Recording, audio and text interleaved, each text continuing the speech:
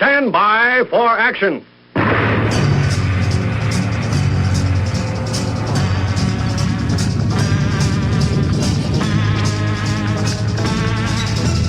Thanks for joining me. My name is Dave Miller. I am the Unpleasant Blind Guy. Progressivism versus conservatism. Is it better to entrust our lives to faceless bureaucrats who promise to each according to his needs, or is it better to empower the individual to create prosperity for themselves and, by extension, others? This is a basic question we struggle with each election, and it's worthwhile to examine how some of us have reached the conclusion that we have based on the lessons of history. The common good versus the common man. Since human communities began, we've struggled with the questions of freedom. How much of it does the common man have to surrender for the common good of the group? If a man traps a rabbit, how much of that has to be shared? If several men kill a buffalo, how is that game divided? If most of the men, women, and children grow a field of vegetables, how is that production portioned out? Does a person's work belong to that person or to the state?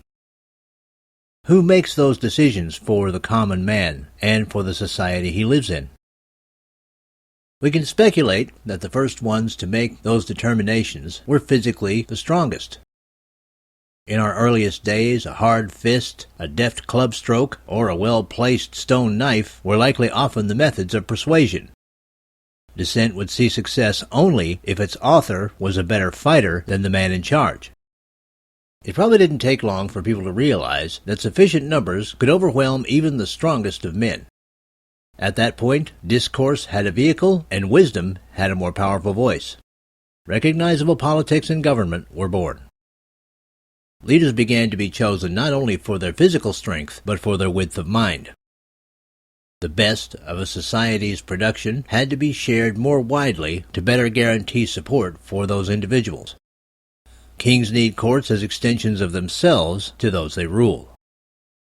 While the common man was arguably in a better position materially by then, he was less able to decide what portion of his work would be given to his group than he was in the days before kingdoms, cities, towns, and villages. He enjoyed the benefits of more advanced civilization, but those advantages often came at the cost of much of his individual freedom. The common man had his own name, but as far as his country was concerned, that name was only significant in that it was on a tax roll. His right to speak, his religion, his privacy, his access to information, and even sometimes his ability to defend himself were decreed by entrenched leadership that was further and further remote from him. Those at the top were the wise, the ones who didn't have to concern themselves with mundane things like planting and harvesting, raising animals, or making and mending tools. Freed from actual work, they could study the mysteries of science and consider philosophy. Being the rulers, or in their rulers' courts, they defined the common good while offhandedly dismissing the sense and perceptiveness of the common man.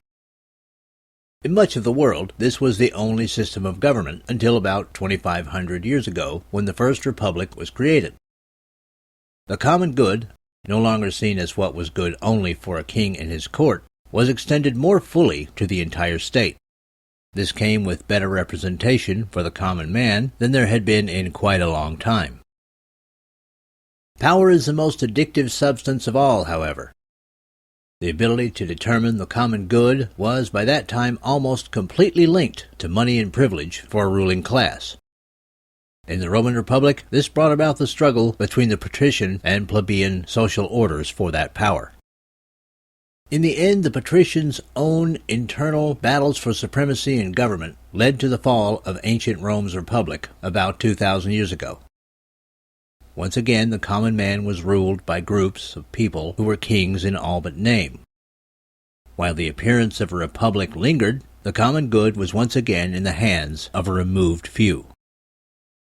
From that time until about 800 years ago, the common man suffered while emperors, kings, and assorted armed thugs made sure the common good served only them. Then a slow change began. From the signing of the Magna Carta in 1215 to the end of the 17th century and beyond, governmental power began to spread outward until the common man could once again see a chance at real representation. Then, in a British colonial area in North America, a society of people from many walks of life, common men, dared to make history. They asked for meaningful representation in the ruling body of Great Britain and were refused. The clear message was that the common good for the American colonies was best determined by King George III and councils of his officials who were thousands of miles across the Atlantic Ocean. The denial of the common man's legitimacy in the halls of his own government moved the Society of American Patriots to break with the king and country they had served. They weren't exactly sure what kind of civilization they wanted to build, but many of them knew it had to be one that put more power in the hands of the common man. Turning wild places in North America into thriving communities had worked a special alchemy. Ordinary people realized their own gifts, the skills to survive, the determination to build, the need to worship in the manner they saw fit, and the knowledge that the common man was most fit to rule himself. American patriots gathered. They studied systems of government from monarchies of all kinds to Greek democracy, to the Roman Republic, even to the councils of the American Indians. They drew from all of these and created the United States of America as a country ruled not by an elite, but by law.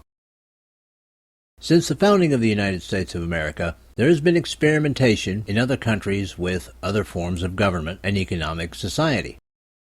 They call themselves socialism, communism, and other names. In reality, however, they only empower rich, privileged classes of elites who disguise self-perpetuation of their rule as management of the common good. The common man has practically no freedom under these systems. When the American system works, the common man decides the common good, with no need for a ruling elite.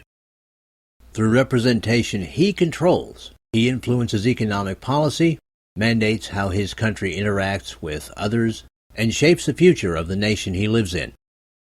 With the constitutionally federated Republic of the United States of America firmly in their hands, the common man and the common woman govern themselves uncommonly well. That's it for this time. I appreciate each and every one of you. Thank you for listening, and may your God go with you. Goodbye. The Unpleasant Blind Guy is copyright 2015, Anno Domini.